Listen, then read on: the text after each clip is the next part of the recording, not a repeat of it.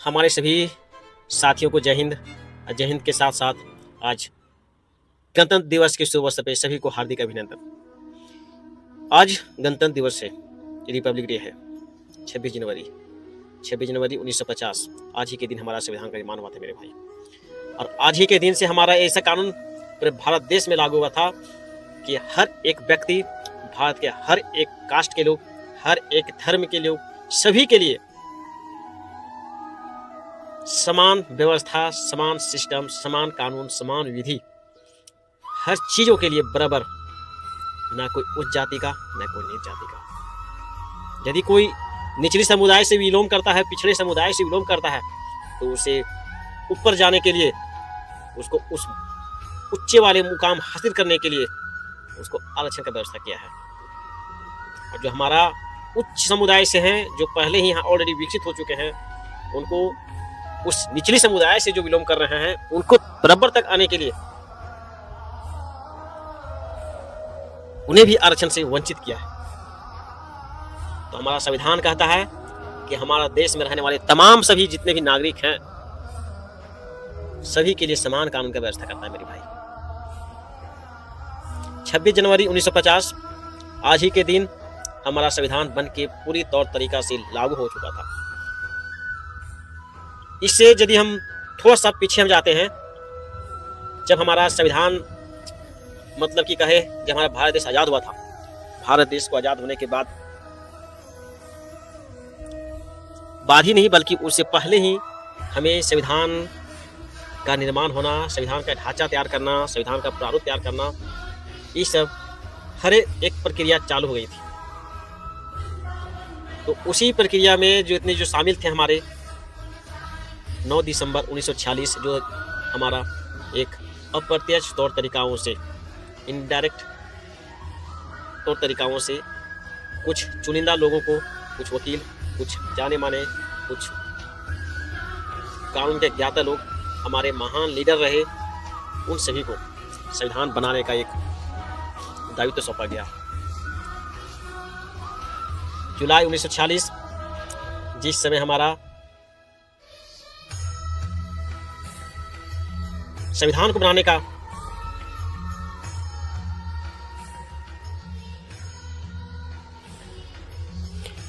इससे हम थोड़ा सा पीछे जाते हैं, तो सबसे पहले मेरा आता है कि भाई संविधान का गठन, संविधान का निर्माण कैसे हुआ। तो भाई जुलाई 1946 में एक कैबिनेट मिशन का गठन किया गया। उस कैबिनेट मिशन के तहत ही कुछ चुनिंदे लोग, कुछ पढ़े लिखे लोग और कुछ हमारे माननीय लीडर्स लोग को संविधान बनाने का दायित्व सौंपा गया।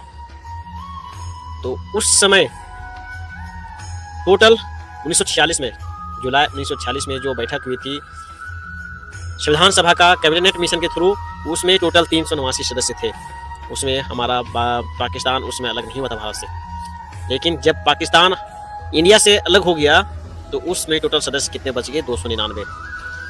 और जब हमारा पूरी तौर तरीकाओं से संविधान बन के तैयार हो गया 26 नवंबर 1949 तक में ऑलरेडी तैयार हो गया था, तो उस समय टोटल कितना मेंबर बचे थे? 2 साल की बात है भाई। संविधान बनने में तो 2 साल 11 माह 18 दिन लगा ना, तो उतने दिन के अंदर कितने लोग डेथ भी कर गए। तो उनमें से टोटल कितना बचा? हमारा 284 सदस्य लास्ट संविधान बनने तक। और उसी 284 सदस्य में से 15 महिलाएं भी थी। तो महिलाएं लोग भी हमारा संविधान को बनने में बहुत अहम भूमिका निभाए मेरे भाई। जब हमारा 26 नवंबर 1949 ईस्वी को जब हमारा संविधान पूरी तरीकाओं से बन के तैयार हो गया था, अब बच गया हमारा संविधान को लागू करने का डेट की कौन सा डेट फिक्स किया जाए। तो फिर 2 महीना डिले किया गया। और 2 महीना डिले इस चलते किया गया क्योंकि 26 जनवरी 1930 से हमारा भारत में एक पूर्ण स्वराज का मांग किया गया था। और पूर्ण स्वराज के तहत 26 जनवरी के डेट के दिन में ही हमें स्वाधीनता दिवस के रूप में मनाया जा रहा था मेरे भाई। और यह स्वाधीनता दिवस 1930 से ही मनाते हम लोग आ रहे थे। जब 1930 31 दिसंबर 1929 ईस्वी को लाहौर अधिवेशन हुआ था। और उस लाहौर अधिवेशन में हमारा पंडित जवाहरलाल नेहरू ने पूर्ण स्वराज की मांग किया और उसी समय से इन्होंने अपने आप को, हमारे जितने भी भारतीय हैं उन्हें स्वतंत्र घोषित किया कि हम अपने आप में इंडिपेंडेंट हैं, हम आपके खिलाफ, आपके अधीन में नहीं है, अंग्रेजी के अधीन में। और उसी समय उन्होंने झंडा गाड़ा। लेकिन इस साल खत्म होने वाली थी, नेक्स्ट साल हमारा 1930 आने वाला था। 1930 का पहला मंथ का लास्ट वीक 26 जनवरी को ही हमारा संडे पड़ा था। तो उस 26 जनवरी के दिन उन्होंने डेट रखा कि स्वाधीनता दिवस के रूप में प्रत्येक 26 जनवरी को मनाया जाए, जो कि 1930 से लागू हुआ। तो उसी स्वाधीनता दिवस को याद करने के लिए और इसी स्वाधीनता दिवस को यादगार बनाने के लिए यही डेट को चुना गया, 26 जनवरी। और क्योंकि हमारा संविधान तो 26 नवंबर को ही बन के लागू हो गया था, बन के तैयार हो गया था, लेकिन उसे लागू किया गया 26 जनवरी 1950 को। तो यही डेट है हमारा 26 जनवरी 1950, जब मेरा संविधान लागू हुआ पूर्ण रूपेण तौर तरीकों से भारत में। और तब से हमारा भारत देश में सभी के लिए समान कानून का व्यवस्था करता है, हर एक व्यक्ति के लिए समान कानून का व्यवस्था करता है कि समाज में न कोई धर्म से कोई धर्म के खिलाफ कोई बोल सकता है, न कोई जातिवादी कर सकता है, न कोई असमानता के भेदभाव किसी के साथ रख सकता है, न ही कोई छुआछूत रह सकता है। और हमारे जितने भी हमारा उपाधियों का अंत है, अर्थात अपने आप में कोई भी उपाधि नहीं ले सकता है। लोक नियोजन में समानता, सभी के लिए समान, सरकारी नौकरी में समान व्यवस्था किया है, अर्थात हमें मौलिक अधिकार दिया मेरे भाई 12 से 35 के बीच में भाग 3 के अंतर्गत। और भाग 3 हमें यह अधिकार देता है कि हमें समाज में किस तरह से जीना है।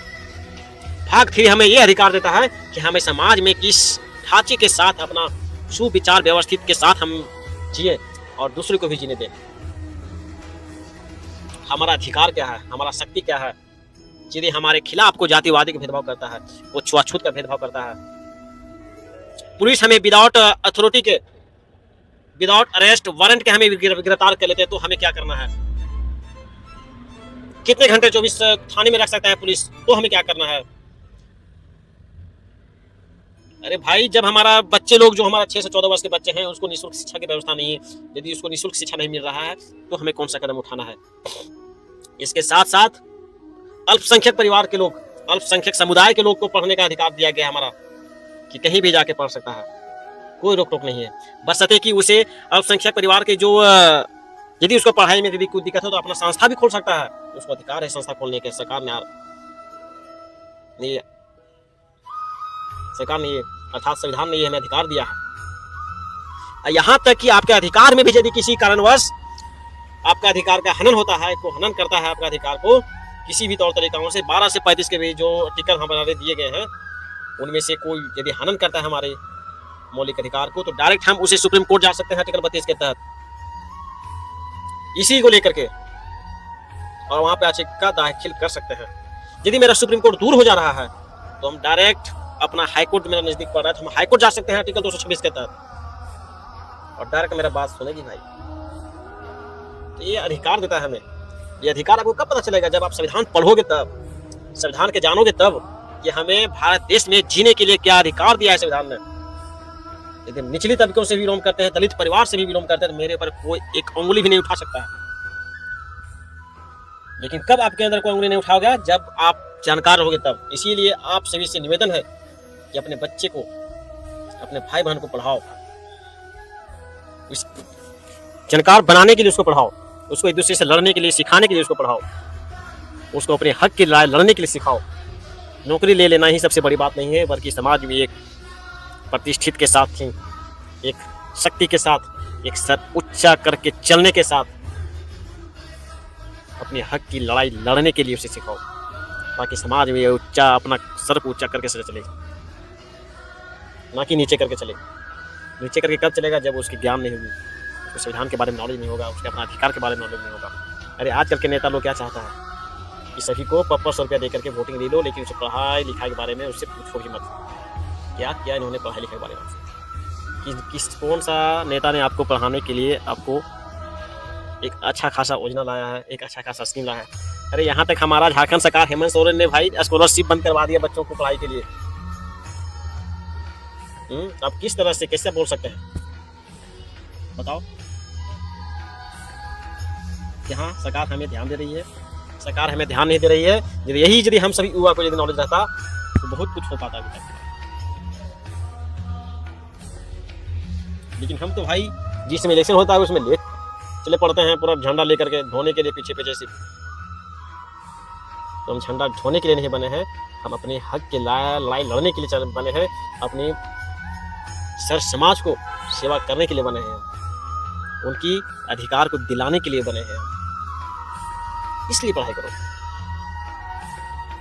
नॉलेज रहेगी पैसे बहुत कमा लोगे भाई, नॉलेज नहीं रहेगी तो भाई फिर वही गली गली भटकते भटकते जीवन खत्म हो जाएगा और कुछ कर नहीं पाएंगे हम। आपको यदि ये मजाक लगता होगा तो मजाक लगे। यदि आप नहीं पढ़े लिखे हो तो अपने बच्चे को पढ़ाओ, लेकिन जरूर पढ़ाओ। आपको मजदूरी करके पढ़ाना पड़ रहा है तो फिर भी पढ़ाओ अपने बच्चे को, उसे एक अच्छा रास्ता दो। जी हाँ, इसी के साथ सभी को जय हिंद, राम राम। अगेन दोबारा सभी को हमारे इस आज 77 रिपब्लिक डे की शुभ अवसर पे सभी को हार्दिक हार्दिक बधाई के साथ साथ हार्दिक अभिनंदन। थैंक यू, जय हिंद।